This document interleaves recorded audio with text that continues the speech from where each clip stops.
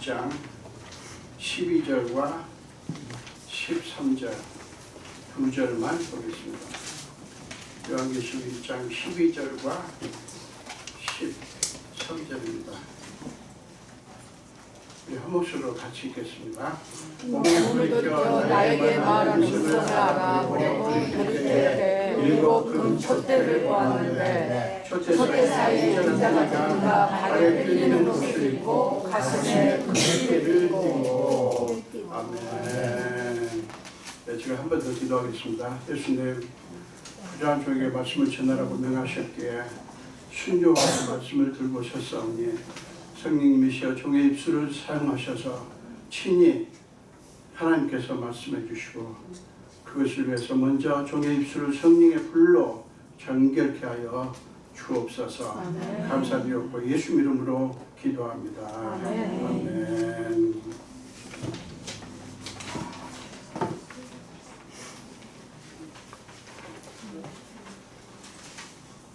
네, 오늘 함께 공부하신 말씀으로 교회 가운데 계시는 예수 그리스도라는 제목으로 함께 은혜를 나누겠습니다. 교회 가운데 계시는 예수 그리스도. 여러분 본문은 예수님이 어떤 분이시고 또 무엇을 하시는 분이신가를 이렇게 보여주는 말씀입니다. 나팔소리 같은 큰 음성을 들은 요한이 그 음성을 알아보려고 몸을 돌이켰을 때 그는 일곱 금 촛대를 보았고요. 12절에 이렇게 말씀하죠. 그 다음에 촛대 사이에 인자 같은 이가 발에 끌리는 옷을 입고 가슴에 금띠를 띠고 계신 예수님을 보았습니다. 그러니까 지난주에 우리는 그 큰 나팔소리 같은 음성을 요한이 들었다라는 말씀을 했죠. 근데 그 소리를 듣고 이게 뭔가 싶어서 몸을 돌이켰겠죠. 그때 이제 이 예수님의 모습을 본 거예요. 이 예수님은 영화롭게 되신 예수님이에요. 그 예수님께서 일곱 금 촛대 사이에 계신 것을 보게 된 거예요. 이 일곱 촛대는 20절에서 예수님이 친히 말씀하신 대로 일곱 교회를 가리킵니다. 그런데 그 일곱 교회가 지금 어떤 상황 가운데 있습니까? 핍박 가운데 있습니다. 도미티안 황제의 극심한 핍박 가운데 있습니다. 그러니까 촛대 사이의 인자라고 하는 말씀은 9절은 핍박받는 교회들 가운데 영화롭게 되신 예수님이 그들과 함께 계시다라는 것을 의미하는 거예요. 영화롭게 되신 예수님이 핍박받는 그들과 그들 가운데 계시다라고 하는 거예요. 여러분, 예수님이 이 세상에 처음에 오실 때는요, 세상 죄를 대속하실 어린 양으로 오셨어요. 세상 죄를 지시고 십자가에서 죽으셨습니다. 그러나 그것이 예수님의 끝이 아니었어요. 그분의 끝은 다시 사시는 것이었습니다. 그것이 하나님의 끝의 특징이에요.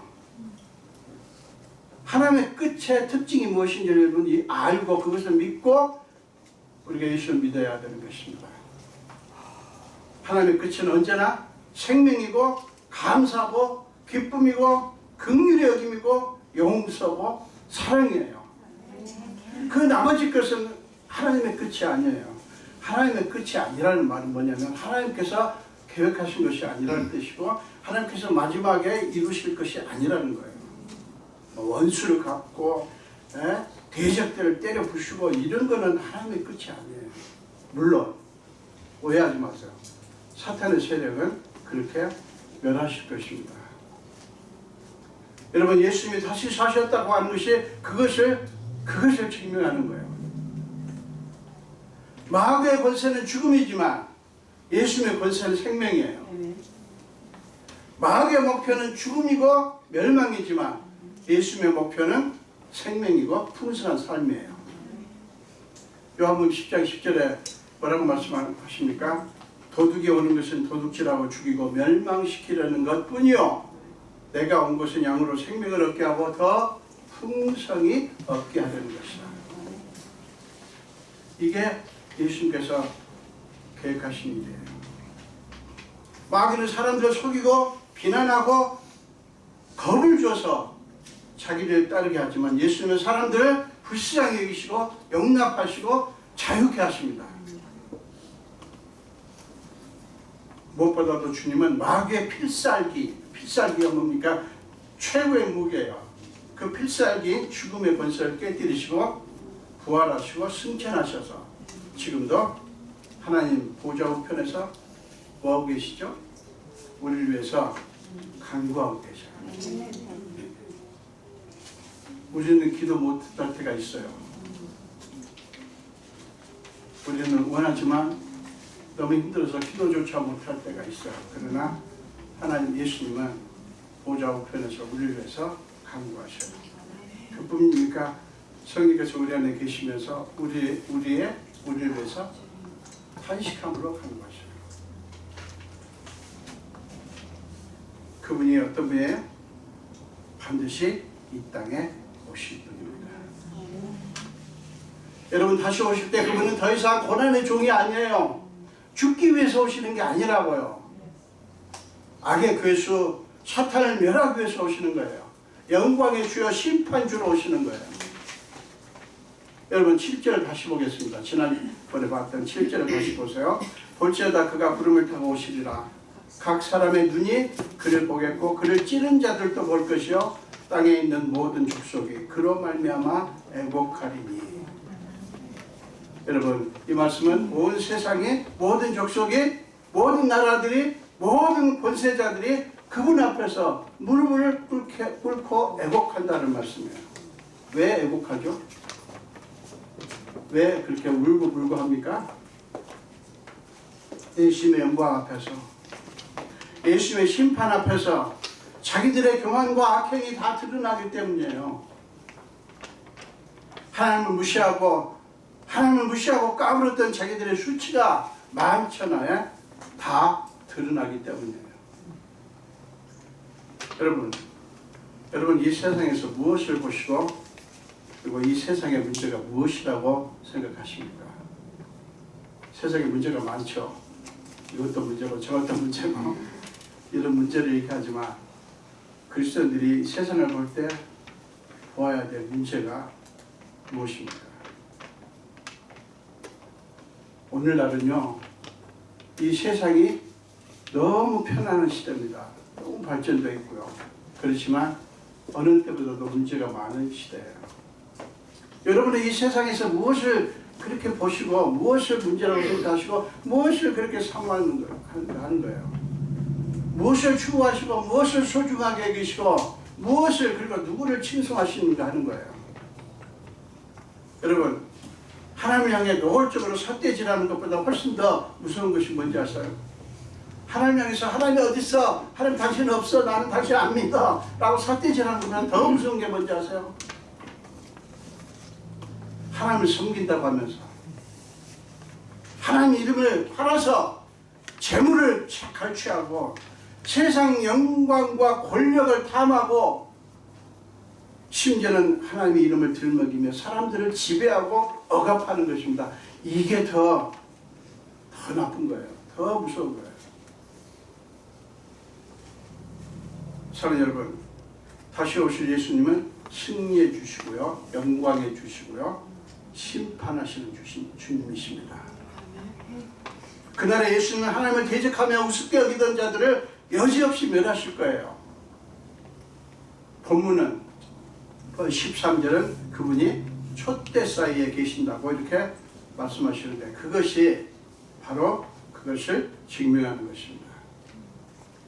이것은 부활하심으로써 영화롭게 되신 예수님의 제사장적 특징을 보여준과 동시에 제사장과 왕으로서의 예수님의 거룩함과 권세와 영광을 강조하는 거예요.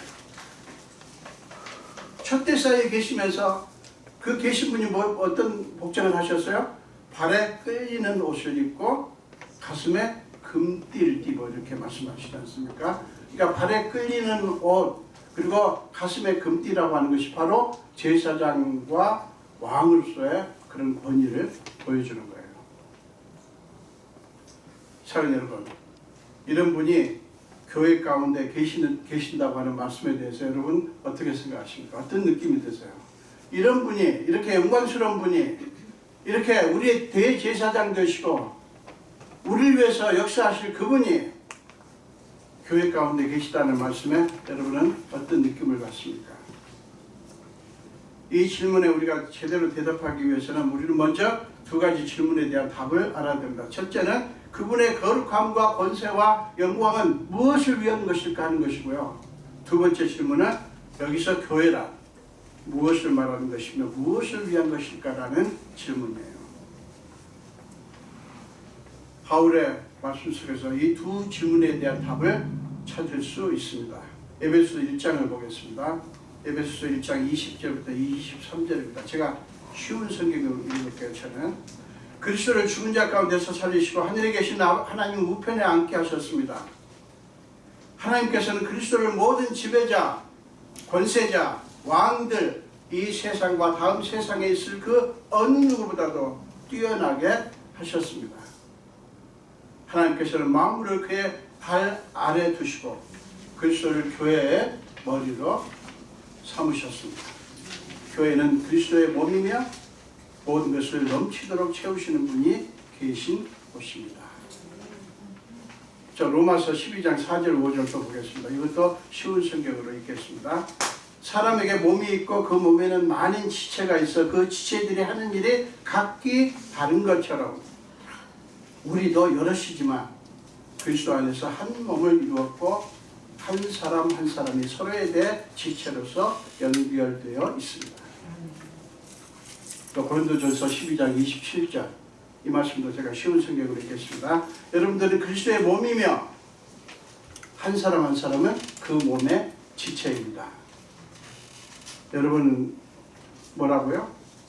여러분은 그리스도의 몸이에요. 자, 따라하십시오. 나는 예수 그리스도의 몸이다. 예수 그리스도의 몸이다. 우리가 그런 존재예요. 인간적으로 보면 참 연약하죠. 스스로도 마음에 안 드는 구석이 많죠. 그래 여러분, 우리의 권세는 어디에 있어요? 하나님의 자녀라는 사실에 있는데 하나님의 자녀라는 것은 뭐라고요? 우리는 예수 그리스도의 몸이에요. 곧 죽어도. 이렇게 말하면 전에 그런 질문하는 친구들이 있었어요. 아, 어떻게 예수님, 내가 예수를 믿긴 믿는데요. 내가 어떻게 예수님의 몸이에요. 아, 목사님은 뭐 혹시 몸일 수 있지만 나는 아닌 것 같아요. 여러분 예수 그리스도를 주님으로 구세주로 믿습니까? 아멘. 이렇게 소리가 참. 아멘.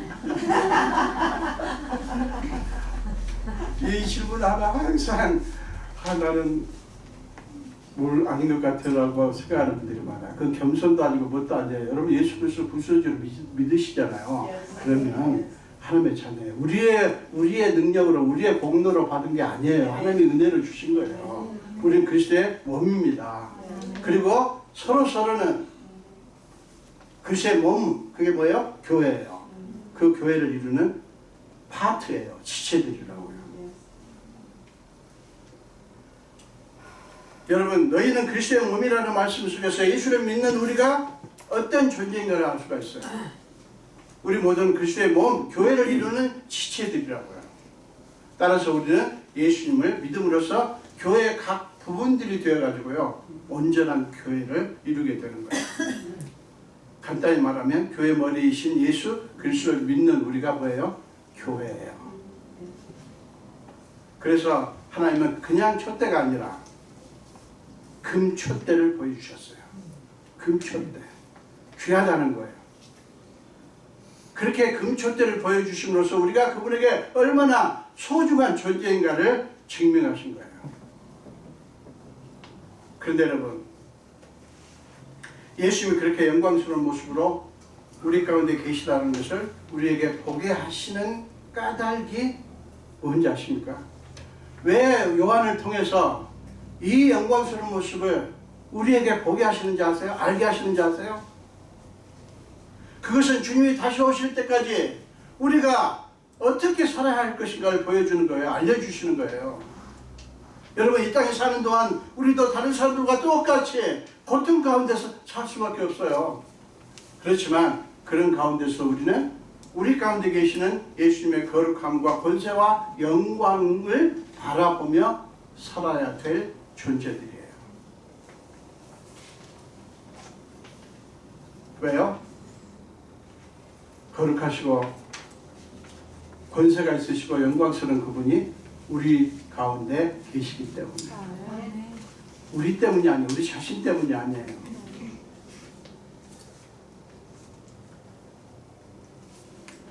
사랑 여러분, 이 세상은 점점 더 악해지고요, 거칠어지고, 그 다음에 폭력적이 되어갈 것입니다. 제가 늘 말씀드리죠. 이 세상에 우리가 충실하게 성실하게 세상을 섬기고 세금도 잘 내고 교통법규도 지키고 자연도 보호하고 성실하게 살아야 됩니다. 그러나 세상 기대하지 마세요. 세상은 점점 악해집니다. 점점 거칠어집니다. 점점 폭력적이 되어갈 거예요. 우리가 그렇지 않도록, 그렇게 되지 않도록 애를 써야 되지만 어쩔 수 없어요. 그러는 과정에서 우리를 두렵게 하는 일들이 분명히 일어날 것입니다. 그러나 사랑하는 여러분, 그 안에서 우리는 그런 세상의 현상만 보고 두려워할 것이 아니에요. 세상이 왜 이 모양으로 돌아가는가 라고 두려워할 것이 아니라고요. 어떻게 해야 됩니까? 우리 가운데 함께 계시는, 우리 가운데 계시는 예수님의 영광스러운 모습을 바라보며 용기를 얻어야 돼요.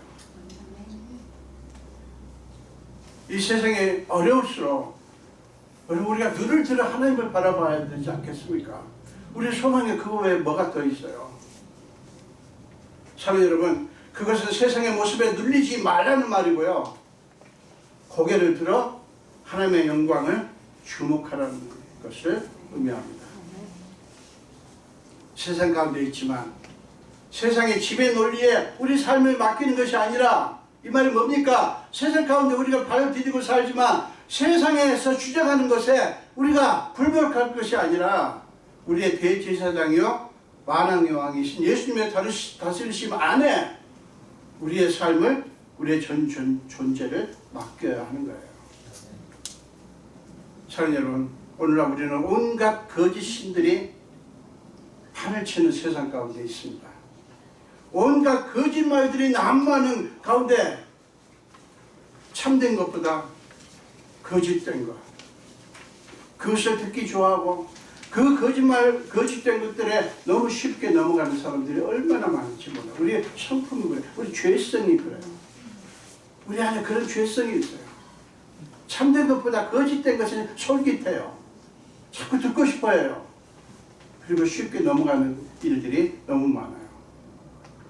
그게 성경에서 말씀하시는 마지막 때의 현상 중에 하나예요. 믿는 자들조차 마귀가 퍼뜨리는 온갖 거짓말에 속절없이 넘어갑니다. 수많은 교회들, 수많은 주의 종들, 그리스도인들이 너무나 쉽게 넘어가는 일이 많습니다. 우리는 이런 모습을 보며 가슴을 치고 울부짖어야 돼요. 아파하며 기도해야 돼요. 사랑하는 여러분, 그러면서 우리가 절대로 잊어서는 안 될 게 있습니다. 첫째는 세상에서 일어난 수많은 이상한 현상들과 상황을 보면서 놀라거나 두려워하지 않아야 되는 것이고, 둘째는 그 모든 것은 마지막 때가 왔다고 하는 것을 알려주는 신호라고 하는 것을 알아차야 되는 거예요. 그러면 그렇게 생각하면 무엇보다 더 중요한 너무 늦기 전에 꼭 깨달아야 하는 한 가지 진실이 보입니다. 우리가 세상에 파묻혀 살지 않아야 되는 이유가 뭔지 여러분, 이걸 분명히 알아야 돼요. 세상에 성실하게 살자고요. 그러나 세상에 파묻혀서 세상 풍조를 따라서 살지 않아야 되는 이유가 바로 이거예요. 너무 늦기 전에 우리가 반드시 깨달아야 될 한 가지 진실이 있어요. 자, 그것을 보기 위해서 우리 누가복음을 보겠습니다. 누가복음 16장 19절 이하에 보면 거지와 부자의 비유가 나옵니다. 자, 22절부터 24절 보겠습니다. 이에 그 거지가 죽어 천사들에게 받들려 아브라함의 품에 들어가고 부자도 죽어 장사되매 그가 음부에서 고통 중에 눈을 들어 멀리 아브라함과 그의 품에 있는 나사로를 보고 불러 이르되 아버지 아브라함이여 나를 긍휼히 여기사 나사로를 보내어 그 손가락 끝에 물을 찍어 내 혀를 서늘하게 하소서. 내가 이 불꽃 가운데서 괴로워하나이다. 세상에서 온갖 영화를 부귀를 누렸던 부자가 너무 늦은 후에 깨달은 게 뭐예요? 깨달은 게 뭐죠? 아, 이 세상의 삶이 끝이 아니었구나. 아, 그게 끝이 아니었구나. 내 세상에서 잘 먹고 잘 살았는데 그게 끝이 아니었구나. 이게 끝이구나, 이게. 근데 이 부자는 너무 늦게 깨달았어요. 너무 늦었어요. 어디에 있죠? 천국에 있잖아요.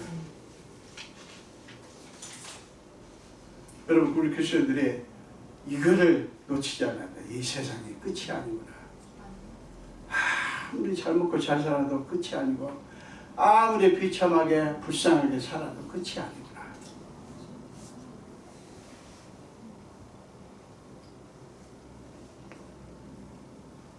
여러분, 우리가 그걸 뼈저리게 깨닫지 못하면요, 우리는 이 세상 것들을 얻기 위해서 비굴하게 되고요, 악한 자들이 세상 영광을 믿기로 우리를 미혹할 때 우리는 거기에 넘어가기가 너무 쉬워요. 지금 우리가 엄청난 소유의 영광을 갖고 있다고 해도요, 그것이 끝이 아닌 거예요. 그렇기 때문에 현재 삶만, 우리의 현재 인생만 보고 잘 살았다 혹은 못 살았다 결론을 내리면 안 돼요. 여러분, 그런 자괴감이 들 때가 있죠. 나는 정말 헛살았어. 내가 왜 그런 실수를 그렇게 여러 번 했을까? 내 인생은 이걸로 끝이야 라고 생각하는 분들이 많아요. 아닙니다. 아니에요. 여러분들이 물론 실수한 것들이 있겠죠. 여러분들이 잘못한 것들이 있겠죠. 그러나 여러분 안에 누가 계십니까? 예수님이 계시잖아요. 여러분 가장 귀한 것을 얻은 거예요. 이제 놀라운 일들이 벌어질 것입니다. 여러분, 나사로와 이 부자 사이에 어떤 일이 벌어졌습니까? 나사로는 어디에 있어요? 하나님 나라에서 아브라함 품에 있습니다. 그러나 부자는 지금 어디 있냐고요? 음부에 있습니다. 저는 성경 중에서 이 누가복음 16장 이 거지와 나사로 이 부자의 비유가 너무 와닿아요.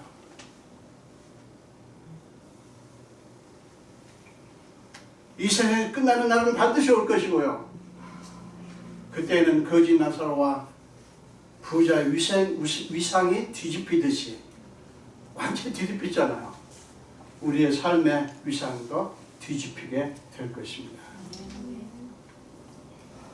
참 여러분, 신앙생활을 한다고 하는 것은요, 이 세상에 파묻혀서 세상 것들을 쫓아 이리저리 헤매는 것이 아니라 위의 것을 찾고 위의 것을 바라보며 사는 것을 말합니다. 그게 신앙생활이에요. 그렇기 때문에 세상에 돌아가는 일에 너무 여러분 일비하지 마세요. 너무 좋아하고 너무 슬퍼할 것도 아니에요. 그냥 그렇게 되는구나 생각하시면 돼요. 우리는 뭐를 봐야 돼요? 위의 것을 찾고 위의 것을 바라봐야 돼요. 예수님의 거룩하심과 권세와 영광을 바라봐야 돼요. 사도행전 7장에 보면 스데반 집사의 모습이 나옵니다. 이 스데반 집사의 모습은 우리에게, 이 세상을 살아가는 우리에게 중요한 교훈을 줍니다. 가이드라인을 제시합니다. 자, 사도행전 7장 54절부터 56절을 보겠습니다. 그들이 이 말을 듣고, 이 말이 뭐예요? 스데반 설교예요. 듣고 마음에 찔려 그를 향하여 이를 갈거늘 스데반이 성령 충만하여 하늘 우러러 주목하여 하나님의 영광과 및 예수께서 하나님 우편에 서신 것을 보고 말하되, 보라, 하늘이 열리고 인자가 하나님 우편에 서신 것을 보노라. 참 여러분, 스데반 자기를 향해 분노하며 이를 가는 군중 앞에 있습니다. 지금 수많은 군중이 스데반 홀로 지금 있는데 이를 갈며 돌을 들고 있습니다. 죽이려고 합니다. 그 군중 앞에 있지만 스데반이 뭐를 봅니까? 그들을 바라봅니까? 아니에요. 그들이 아니라 하늘 향해서 눈을 뜹니다. 하늘 향해서 눈을 들고 하나님의 영광과 하나님 우편에 서신 예수님을 봅니다. 그렇기 때문에 그는 군중들의 위협에 압도되지 않았고요. 그들을 향한 원망과 분노도 없었어요. 오히려 그들을 불쌍히 여깁니다. 심지어는 돌에 맞아 죽어가면서도 이 죄를 저들에게 돌리지 마옵소서라고 기도를 할 수가 있었어요. 사랑하는 여러분, 이것이 그리스도인의 진짜 능력 아닙니까? 이것이 우리의 진짜 권세 아닙니까? 이렇게 할 수 있어야 되는 거 아닙니까? 우리가 이 세상의 권력 앞에서 뭐 그렇게 우리가 굴복합니까? 무조건 대들자는 뜻이 아니에요. 우리의 진짜 권세는 이거 아닙니까? 사람들이 막 우리를 향해서 욕을 해대고 막 그냥 하는데 얼마나 저도 마찬가지고요. 우리 어떻게 하죠? 대받아치죠. 더 큰 소리로, 더 험악한 얼굴로, 여러분 그거는 아무것도 아니에요. 그러지 마십시오. 우리를 그들 향해서 웃을 수 있어야 돼요. 어떻게 해야 됩니까? 그러기 위해서 우리를 위해서 놀라운 일을 하신 예수님을 바라보면서 지금 그 하나님의 영광을 바라보고 그 우리 권세를 바라봐야 돼요. 스데반 집사처럼 우리가 살면 돼요. 참 여러분, 그러므로 세상에 어떤 사람도 여러분 절대화하지 마십시오. 절대적으로 좋은 것이나 좋은 사람도 없다는 뜻이고요. 절대적으로 나쁜 것이나 나쁜 사람도 없다는 뜻이에요. 하나님 외에는 어떤 것도 어떤 사람도 영원하지 않다는 뜻이에요. 뭔가를 절대화한다고 하는 것은 뭐냐면 그것이 절대적이라는 거예요. 그 존재가, 그 사물이 그거 없으면 나는 못 산다는 거예요. 그렇게 하는 순간 우리는 뭐라 합니까? 그것을 우상화하기 시작하는 거예요. 우상화. 여러분 우상화가 정말 왜 해로운 것인지 아세요?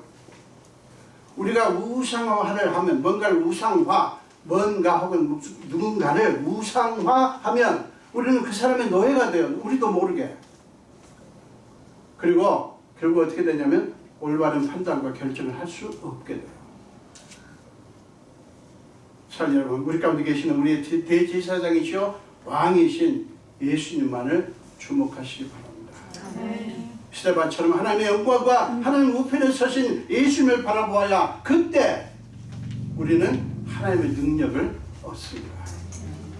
사랑하는 여러분, 우리의 진짜 가치는 세상에서 얻은 영광이나 권세나 명예나 재물이 아니에요.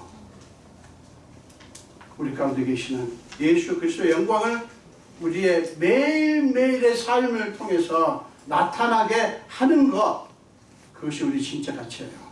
우리가 전도한다고 하는 것은 그것입니다. 그러니까 우리 교회를 만들기 위해서 하는 게 아니에요. 물론 우리 교인이 되면 좋지만 우리 교인이 되든 저쪽 교회 교인이 되든 무슨 상관이에요. 중요한 것은 하나님의 자녀가 되는 게 중요하지. 네? 하나님의 영광을 하나님 하시는 일을 우리가 드러낼 수 있다고요. 그래서 다음 주에 우리는 세상의 소금이요 빛이라는 말씀 나눌 텐데, 사랑하는 여러분, 우리는 그렇게 가치 있는 존재예요. 이래봬도 여러분 자신을 너무 그렇게 그냥 별거 아닌 것처럼 하지 마십시오. 참 여러분, 우리 모두 이런 멋쟁이 그리스도인들, 따라서서 멋쟁이 그리스도인. 멋쟁이 그리스도인.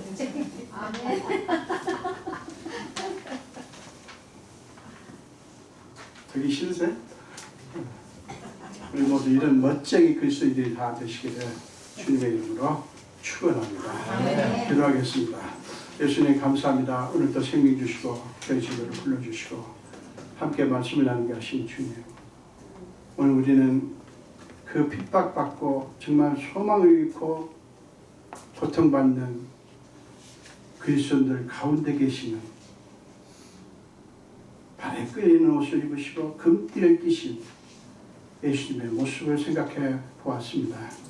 우리가 사는 세상이 마치 엄청난 핍박이 있듯이 우리를 괴롭게 하고 육체적으로도 정신적으로도 우리는 눌려서 살 때가 많습니다. 그러나 우리는 인식하지 못하지만 예수님이 우리 가운데 계심을 믿습니다.